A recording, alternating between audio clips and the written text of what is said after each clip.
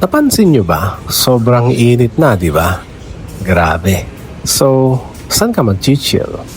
Kailangan mo ma-activate yung chillax mode mo, guys. So, yun. Punta tayo dito sa mga mall ba? O yun ba yung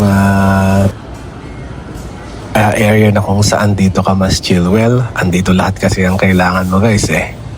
Lahat ng mga bagay naririyan. So, pero wala ito dito. O, diba? So, yan. Sa akin, guys, mas chill ako kung naririto ako sa mga ganito. This is a spring, guys. At the same times, a waterfall. Ang linis, guys. Promise. Grabe. Sobrang chill ko dito pag naririto ako sa mga waterfalls o mga bodies of waters like ito, waterfalls, spring, beach, rivers. So yun, guys. Saan ang beach ngayon, guys?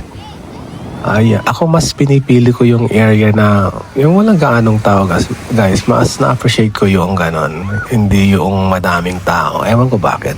Para sa akin mas tahimik, mas maganda para sa akin. Well, napakarami kasi nating mga beach sa ating bansa, di ba? Na hindi lang gaanong kilala.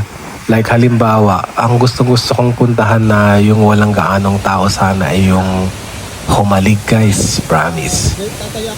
Yun, mga beaches na yon. So, ito yung mga springs na napuntahan ko, guys. Ang gaganda.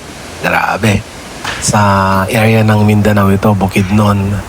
And then, Cagayan de Oro. Ito yung spring na sobrang linis. And then, spring din yan, guys. At the same time, waterfalls. Ang linis yan, guys.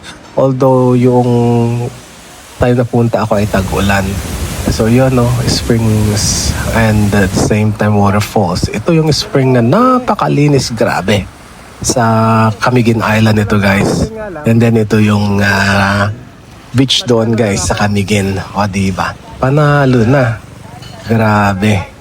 And then, river na galing din sa spring yung tubig na yan.